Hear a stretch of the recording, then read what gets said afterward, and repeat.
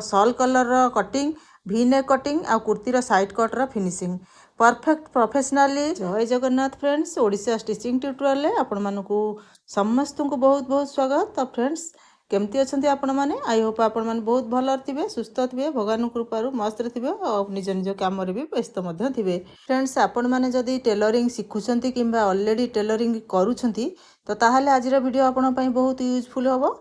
आज मुझे शेयर करी 3टी प्रोफेशनल स्टिचिंग टिप्स फिनिशिंग आपन को मुझे शिखाईदेवी। ये छोट छोट टिप्स गुड़ी को फॉलो कले आप निश्चिंत आप गारमेंटर लुक अधिक क्लीन आउ नीट आउ प्रोफेशनली रेडी करें। फ्रेंड्स वीडियो टी स्किप न करी शेष पर्यंत देखूँ। मझे वीडियो टी जब आप छाड़ी दूसरी ना किसी नॉलेज आपंकर अधा अधूरा रही तो से पूरा देखूँ। आउ वीडियो भल लगे निश्चिंत चैनल को सब्सक्राइब करेंगे और लाइक करेंगे और आपंकर फ्रेंड सर्कल निहाती शेयर करेंगे। तो चलतु स्टार्ट करवा। आप देखो फ्रेंड्स ये हूँ आमर ब्लाउज रो फिटिंग ऑलरेडी स्टिचिंग सब हो जाए।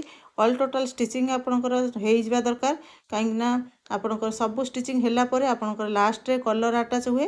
तो आमर ये सॉल कलर अच्छी बहुत बढ़िया सुंदर कलर अच्छी जोटा कि आजिकल बहुत ट्रेंड रे चलती। तो आपंकर हुक हाई पट्टी लगी आगे कलर लगे सारापर हुक पट्टी लगे। तो कलर लगे पूर्व भी नेक रे देखो फ्रंट रो कटाई आपंकर लेंथ नेक रो जी डीप रखिए आपन चॉइस अकॉर्डिंग आप रखिपारे। नेक टी काटिया पूर्व तार मेजरमेंट आपन को निहाती दरकार। तो मेजरमेंट आम केमती नबा तो आप आम कौन करवा हुक पट आउ आई पट दीटाक मिक्स करके धरवा सामान भाव में। आमर बैक साइड की बैक रो जो आमर मिडिल पॉइंट को परफेक्टली धरवा दीटाक डबल करदे। डबल करके तार मेजरमेंट नबा केते अच्छी। तो आप सिंगल पूरा राउंड करके भी नहीं पारे किंतु डबल करके भी नहीं पारे। तो आपंकर देखो मोर 12.5 इंच आसला। तो 12.5 इंच मोर रेडी दरकार। तो मुझे 1 इंच प्लस करके नेबी 13.5 इंच कि 14 इंच आप नेक टी रेडी कर आपंकर परफेक्ट मेजरमेंट हो। आम नहीं आसवा पेपर पेस्ट। तो पेपर पेस्ट को फोल्ड करके आप बिछेबे सामान भाव में 4 इंच गोटे मार्क करेंगे गोटे बॉक्स टाइप हम। तो आपंकर एतिक भितर आमर नेक टी रेडी हम। तो गोटे साइड देखो मिडिल पॉइंट रे आमर फोल्ड अच्छी। तो फोल्डिंग पटू आप 3 इंच रे गोटे मार्क करेंगे कहीं पछ नेक आम 3 इंच रे काटी। तो 3 इंच रे मार्क करेंगे। तो ये आमर बैक नेक बाहरी गला। तो आप आपंकर डाउन देवे आपंकर जो सॉल कलर टी रेडी करेंगे ना तो डाउन देवे। तो आउ जहाँ रहा तार मिडिल पॉइंट जो 3 इंच पर आउ जहाँ रहा परको आसिक आप गोटे आपंकर कर्व स्केल गोटे राउंड भी टाइप ड्र करेंगे। तो से भी आपंकर जो कर ठीक है कि ना आप केमती जानवे। तो आपंकर जो फास्ट आप ब्लाउज जो कट करेंगे जो नेक कट पीस खंडे बाहर थी ना ताकू आपड़ पकईकि सेट कर देखीदे कि आप भीटार जो सेपटा देते आप परफेक्ट देते ना ना। जब आपको ठीक लगे तो आपको एबे रेडी हो गला कट करने। तो जदि टिके बंका तेढ़ा हो तो आप जो कट पीस टी रखिंट अकॉर्डिंग आप कट करदे। तो आप बेकर सेपटा परफेक्टली बाहर जीव। तो देखो एमती गोटे बाहरला पीसटे। तो यहाँ आमर गोटे देखो स्वतंत्र आमको देखा गोटे जमी डंगा टाइप देखा। तो बहुत सुंदर नेक आपंकर रेडी हो बाहर। तो आपको कौन करवा आम एबे आमर मेन फैब्रिक रे ताकू पेस्ट करवा माने आयरन ने। तो आमर बॉर्डर पट्टी थिला ब्लाउज रो स्लीव्स लागला परे बैक पई जो पट्टी थिला ताकू आम नेक रे यूज करछंती।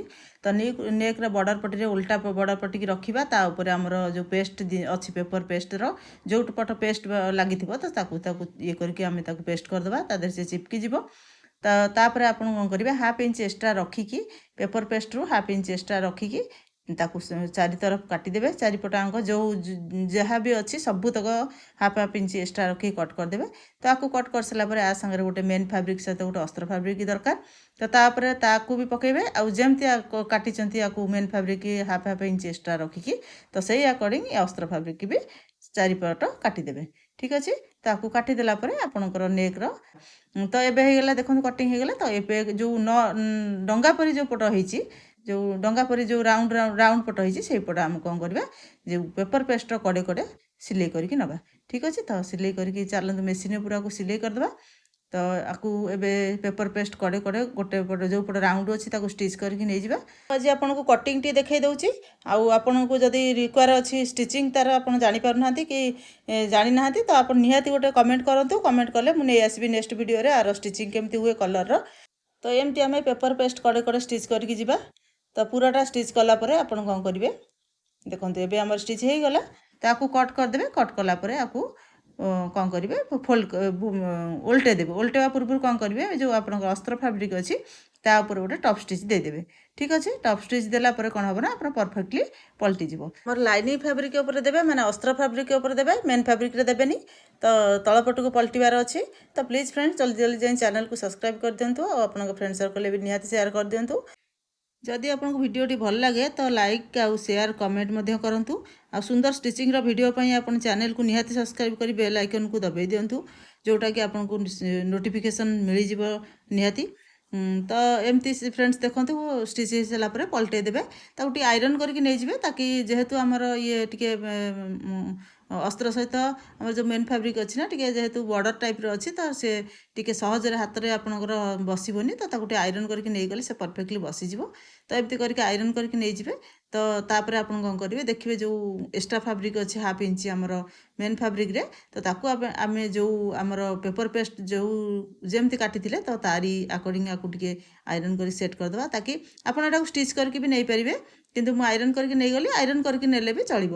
ତ ତାପରେ ଆପଣ କ'ଣ କରିବେ 1/2 ଇଞ୍ଚର ଆପଣ ଯେଉଁ ଏକ୍ସଟ୍ରା ଫାବ୍ରିକ୍ ଅଛି ତ ଆପଣ 1/4 ଇଞ୍ଚ ରଖିକି, 1/2 ଇଞ୍ଚ ନୁହଁ 1/2 ଇଞ୍ଚ ବେଶୀ ହେଇଯିବ, ତ 1/4 ଇଞ୍ଚ ରଖିକି ଆଉ ଯାହା ଏକ୍ସଟ୍ରା ଫାବ୍ରିକ୍ ଅଛି ଆକୁ କଟ୍ କରିକି ବାହାର କରିଦେବେ, ତାକି ଆମେ କଲର୍ଟି ଆଟାଚ୍ କରିବା ଆଉ ପରଫେକ୍ଟଲି ଆମର ଆଟାଚ୍ ହେଇଯିବ।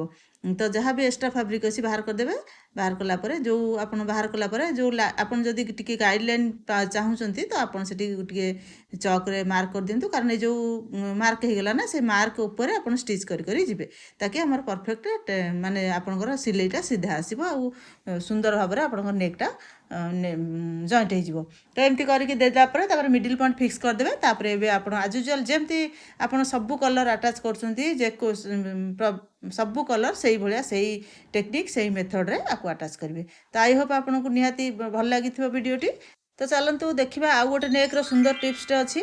ତ ଇଏ ଗୋଟେ ଫ୍ରେଣ୍ଡସ୍ ଗୋଟେ ନେକ୍ ଅଛି ଆଉ ଇଏ ବି ପେପର୍ ପେଷ୍ଟରେ ହେବ। ପୁରା ଆଜି ଆପଣଙ୍କୁ ଶିଖେଇଦେବି ଆର ପ୍ରୋଫେସନାଲି କେମିତି ଆପଣ ରେଡ଼ି କରିବେ। ତ ଆପଣ ଏଇ ଯେମିତି ଆଜ୍ ୟୁଜୁଆଲ୍ ପେପର୍ ପେଷ୍ଟରେ ନେଇଥିଲେ ସେଇ ପେପର୍ ପେଷ୍ଟରେ ଆକୁ କରିବା। ତ ପେପର୍ ପେଷ୍ଟକୁ ଆପଣ ଡବଲ୍ ଫୋଲ୍ଡ କରିଦେବେ। ଠିକ୍ ଅଛି, ଡବଲ୍ ଫୋଲ୍ଡ କରିଦେଇକି ଆପଣ ଯେଉଁ ନେକ୍ ଡ୍ର କରିଛନ୍ତି ତ ସେ ନେକ୍କୁ ଆପଣ ପକାଇବେ। ଦେଖନ୍ତୁ ମୋର 4 ଇଞ୍ଚରେ 4 ଇଞ୍ଚ ଅଛି ନେକ୍, ଆଉ ଏକ୍ସଟ୍ରା ରଖିବି 1 ଇଞ୍ଚ। ଠିକ୍ ଅଛି, ତ ମୁଁ ସେଇ ହିସାବରେ ପେପର୍ ପେଷ୍ଟଟି ନେବି। ମୁଁ ଯେହେତୁ ବଡ଼ ପିସ୍ଟେ ଅଛି, ଦେଖନ୍ତୁ 6 ଇଞ୍ଚରେ ମୋର ନେକ୍ଟି ପୁରା ଖୋଲା ହେବ, ତ ସେଇ ହିସାବରେ ନେକ୍ଟି ପୁରା ଭିଟା ହେବ 6 ଇଞ୍ଚରେ, ଆଉ ଯେଉଁ 4 ଇଞ୍ଚରେ 4 ଇଞ୍ଚ ରାଉଣ୍ଡଟା ହେବ। ଠିକ୍ ଅଛି, ତ ମୁଁ ଏବେ ପେପର୍ ପେଷ୍ଟକୁ ସିଧା ମାର୍କ କଲି, ଗୋଟେ ଗାର ଦେଇଦେଲି। ତ ଏବେ ଲେନ୍ଥରେ ମୋତେ 6 ଇଞ୍ଚ ନେବାର ଅଛି, କାରଣ ଟୋଟାଲ୍ ଲେନ୍ଥ ବେକନ ମୋର 6 ଇଞ୍ଚ ଖୋଲୁଛି, ଆଉ 4 ଇଞ୍ଚରେ ବି ଗୋଟେ ମାର୍କ ଦେଲି, ଯେହେତୁ 4 ଇଞ୍ଚରେ ରାଉଣ୍ଡଟା ହେବ ଆଉ ଭିଟା ହେବ ଆଉ 2 ଇଞ୍ଚରେ 6 ଇଞ୍ଚରେ। ତ ମୁଁ ଦୁଇଟା ମାର୍କ କଲି, ଏପଟେ 4 ଇଞ୍ଚରେ ମାର୍କ କଲି ଆଉ 1 ଇଞ୍ଚ ଏକ୍ସଟ୍ରା ନେଲି। ତ ଏଠି ବି 4 ଇଞ୍ଚରେ ମାର୍କ କରିବି, ଗୋଟେ ବକ୍ସ କରିବି। ତ ଗୋଟେ ବକ୍ସ ଭଳିଆ କରିଦେବେ। ସେ ବକ୍ସଟାକୁ ଦେଖନ୍ତୁ ଗୋଟେ ବକ୍ସ କଲି, ତ ତାକୁ ବି ରାଉଣ୍ଡ ସେପ୍ କରିବା, କାରଣ ଏଇଟା ଏଇଠୁ 4 ଇଞ୍ଚରେ 4 ଇଞ୍ଚ ଆମକୁ ଗୋଟେ ରାଉଣ୍ଡ କରିବାର ଅଛି। ତ ଏଠୁ ମୁଁ 1/2 ଇଞ୍ଚ ନେବି, ପଏଣ୍ଟ 1/2 ଇଞ୍ଚର ନେଇକି ଗୋଟେ ଭି ଭଳିଆ ଆପଣ ଡ୍ର କରିବେ, କେଉଁଠି 6 ଇଞ୍ଚ କି। ତ ଏବେ ରାଉଣ୍ଡ ସେପ୍ରେ ଆପଣଙ୍କର 1 ଇଞ୍ଚ ପ୍ଲସ୍ କରିକି ସବୁଆଡ଼େ ଦେଇଦେବେ। ଠିକ୍ ଅଛି, ତ ତଳକୁ ମୁଁ ଆଣିବି ଭାରି। ତାପରେ ଏବେ କ'ଣ କରିବେ, ଆକୁ ଯେତିକି ଆମେ ଡ୍ର କଲେ ତାକୁ ଆମେ କଟ୍ କରିଦେବା। ଠିକ୍ ଅଛି, ଆକୁ ତଳଟା ସିଧା ଏମିତି ଭିରେ କରିପାରିବେ, ନଚେତ ସ୍କୋୟାର ବି କଲେ ବି ଚଳିବ। ସେଇଟା ଯେହେତୁ ଭିତରକୁ ଦେଖାଯିବନି, ଭିତର ପଟେ ରହିବ, ଆପଣ ଏଇଟା ସ୍କୋୟାର କରିକି ନେଇପାରିବେ, ନଚେତ ଭି କରିକି ବି ନେଇପାରିବେ। ତ ଏମିତି ହେଇକି ଦେଖନ୍ତୁ ପୁରାଟା ଆମେ ଏକ୍ସଟ୍ରା ଫାବ୍ରିକ୍ ଯାହା ଅଛି କାଟିଦେଲେ। ଠିକ୍ ଅଛି, ତ ଦେଖନ୍ତୁ ଏବେ ଆମର ଯେଉଁ ଭିର କଟା ହେବ ନେକ୍ଟା, ତ ଭିକି ତାକୁ ଯେଉଁ ମାର୍କ କରିଛନ୍ତି ତାକୁ ଭିତରଟା ବି ମାର୍କ କରିଦେବା, କାଟିଦେବା। ଠିକ୍ ଅଛି, ତ ଏଠୁ ରହିଯିବା, ଏଠୁ ଆମେ ବାହାର କରିଦେବା। କାହିଁକି ଏମିତି ଯଦି କଟ୍ କରିବା ନା ଆମର ନେକ୍ଟା 4 ଇଞ୍ଚ କରିଛନ୍ତି ନା, ପରଫେକ୍ଟ 4 ଇଞ୍ଚରେ ଆମର ନେକ୍ ରେଡ଼ି ହେବ। ଯଦି ଆମେ ତଳ ଉପର ପଟର ଇଏଟା କାଟି ଦେଉଛନ୍ତି ପୁରା, ତ ଆମର ସେଠି କ'ଣ ହୁଏ ନା ଟିକେ ନେକ୍ ଘୁଞ୍ଚିଯାଏ, ଛୋଟ ବଡ଼ ହେଇଯାଏ। ତ ସେଇଟା ହେବନି, ବିଗନର ମାନେ ଏମିତି ସବୁବେଳେ କରିକି ନିଅନ୍ତୁ। ତ ଏମିତି ଉପର ପଟେ ନେଇଥିଲେ ଆପଣଙ୍କର ପରଫେକ୍ଟ ନେକ୍ 4 ଇଞ୍ଚରେ 4 ଇଞ୍ଚ ହିଁ ହେବ, ତାଠୁ ଅଧିକ କମ୍ ବି ହେବନି। ତ ଏବେ ଆମର ଆଣିବା ଅସ୍ତ୍ର ଫାବ୍ରିକ୍, ତ ତାପରେ କ'ଣ କରିବା, ତାକୁ ପକାଇଦେବା। ପକାଇକି ଆକୁ ପେଷ୍ଟ କରିଦେବେ ଆଇରନ୍ ସାହାଯ୍ୟରେ। ଠିକ୍ ଅଛି, ଭିଟିକି ପୁରା ଆଇରନ୍ ସାହାଯ୍ୟରେ ଭଲ ଭାବରେ ପେଷ୍ଟ କରିଦେବେ। ତ ପେଷ୍ଟ କଲା ପରେ ଆପଣ ଆକୁ ଯେମିତି ଆଜ୍ ୟୁଜୁଆଲ୍ ନେକ୍ ଜଏଣ୍ଟ କରୁଛନ୍ତି, ସବୁ ନେକ୍ ଜଏଣ୍ଟ କରୁଛନ୍ତି, ଆକୁ ବି ସେମିତି ଆଜ୍ ୟୁଜୁଆଲ୍ ଆପଣ ଜଏଣ୍ଟ କରିବେ। ତ ଆକୁ କଟ୍ କରିଦେବେ, ଆଉ ଚାରିପଟୁ 1/2 ଇଞ୍ଚର ଏକ୍ସଟ୍ରା ରଖିକି କଟ୍ କରିବେ, ତାକି ଆପଣ ଫୋଲ୍ଡ କରି ଷ୍ଟିଚ୍ କରିପାରିବେ। ତ କଲା ପରେ ଦେଖନ୍ତୁ ଏମିତି ଆମର ଭି କଟିଗଲା। ଏବେ ଆପଣଙ୍କର सबू नेक जमती जॉइंट हुए जमती आप कुर्ती लगाती एवं सेमती आप लगेगा आपंकर रेडी हो गला। तो एमती आप काटतु देखिए आपंकर बहुत सुंदर भाव में आप पेपर पेस्ट कटिज आ सुंदर नेक भी रेडी हो। तो जदि आप स्टिचिंग जानी ना तो मत निहाती कमेंट करेंगे मुझे स्टिचिंग भी आर नहीं आसबि। आई होप आप निश्चिंत क्लीयर हो जाइए। तो चलतु देखिए आउ गोटे सुंदर टिप्स। तो आसतु फ्रेंड्स आउ गोटे टिप्स देखीदे बहुत यूजफुल अच्छी आ सब बेले आपको गोटा दरकार अच्छी गोटे कुर्ती उपर अच्छी। तो देखो फ्रेंड्स आप जो कुर्ती स्टिच कर कुर्तीर साइड स्लिट जो स्टिच कर बेसिकाली सिंगल कुर्ती जो आमर हो बिना लाइनिंग वाला से अधिकांश प्रोब्लेम यहाँ आसूँ। तो आप यही टाइप्र देखो स्टिच करके जदि आप नौकरी तो आप साइड स्लिट केवे भी फाटबनी। आउ सब कुर्तीर यही जिनसा गोटे बड़ बिग प्रोब्लेम जोड़ा कहते आम। तो सेटा आपको आज फुल क्लीयर करदेवी आते इजिली आपको शिखेदेवी आप सब यहाँ निहाती करेंगे आप क्लाइंट भी सजेस्ट करेंगे आदि भी आप निजे करूँ बुटीक कहीकि भी एमती करें ताकि आप साइड स्लिट आगू के भी न फाटू। तो एमती हो देखो गोटे छोट स्ट्रिप जमी आम लगाऊँ ना शोल्डर स्ट्रिप आमती आम डोरी करुँच तो सेमती गोटे हाफ इंचर गोटे डोरी करदे। तो हाफ इंच टे पतला हेल्ले भी चलो। तो गोटे डोरी भाया करदे। तो आप जो स्टिच कर जो आप साइड स्लिट बंद करके तो जो स्टिच कर स्टिच रे पूरा देखते पर्टिकुलर से स्टिच रे एपट एपट पटटार छोटिया स्ट्रिप 2 इंच करेंगे ना से स्ट्रिप्र एपट पटे रखिए गोटे पट मुंड रखिए एपट को गोटे पट मुंड रखिए सेपट को से सिलाई उपर आउ थे टाँकार स्टिच करदे। ठीक अच्छे ताकू पूरा फिक्स करदे। तो ये फिक्स हो गला देखो गोटे डोरीटे जमी आपंकर ऊपर जमी कभर कला भाया दीपट को कभर कला भाया स्टिच है गोटे मुंड रहा एपटे स्टिच है आ गोटे एपट मुंड एपटे स्टिच है। आई होप बुझीपारे निश्चिंत। तो ये आमर देखो यहाँ स्टिच हो गला। तो देखिले केते सुंदर भाव में स्टिच हो गला। एमती आप आगे स्ट्रिप टी दीपटू जॉइंट करदे। ठीक अच्छे तो एमती जॉइंट करदेला आप कौन करेंगे जमी आज यूजुअली आपंकर कुर्तीर स्लिट स्टिच कर तो सेमती आपको स्टिच करेंगे। देखो यहाँ ये स्ट्रिपटा रहा तार एमती ऊपर पटे रहा भितर पटे आपको एमती फोल्ड करदे। तो यही टाइप हो स्टिचटा हम। तो मुझे तलपटू आगे करके आणुची। तो देखो तलपट आम फास्ट जो स्टिच आम आरंभ करती स्लिट्र स्टिच तो आपड़ जमी आज यूजुअल करती सेमती आप स्टिच करके नेबे। तो पूराटा से पर्यंत जावा पर्यंत स्टिच करेंगे नॉर्मल जमी आम स्टिच कर। तो देखो एपर्यंत आसीगले। तो ये आमर देखो से स्ट्रिप्टी आप देखो सुंदर भाव में आपंकर से स्ट्रिप भितर आमर कपड़ा भी फोल्ड हो रहा आउ स्ट्रिप रहा। तो ताऊपर आप स्टिच करके नेबे। ठीक अच्छे ताऊपर गोटे ऊपर मुंडे स्टिच करके नेबे एपटर सेमती स्लिटा को भी साइज करेंगे जमी आप फोल्ड करते आज यूजुअल सेमती साइज करेंगे आउ से फोल्ड भीतर को रहा स्ट्रिपटा देखो ऊपर को रहा। तो एमती स्टिच करके नहीं आसबे। ये चाहिए जब आप डबल स्टिच करके नहीं पारे आउ चाहिए जब सिंगल स्टिच भी जापर तो आपंकर इच्छा। तो दीटाक डबल सिंगल कले भी मजबूती डबल कले तो आहरी मजबूती हो। तो आप डबल करके नियंतु कि सिंगल करके नियंतु। तो आप देखो स्टिच कर नहीं आसले तापर एबे कौन करबा जमती आम आज यूजुअल स्ट्रिप की आमर स्टिच करती ना सेमती स्टिच करके नहीं आसबे। आई होप आप निश्चिंत बुझीपारे आदि बुझी न पारे ना फ्रेंड्स टी आउ थे देखी दिंतु वीडियो को 2 थर देखीदे निहाती बुझीजे। आई होप आपणकर ए बहुत बेनिफिट मिल जापती आगू जिते बड़े भी आप कुर्ती स्टिच करेंगे आपंकर एमती करेंगे आप क्लाइंटर करुले भी आप क्लाइंटर भी एमती करदे ना आप जब भी निजे निजपाई कर भी आप निजे भी एमती करेंगे।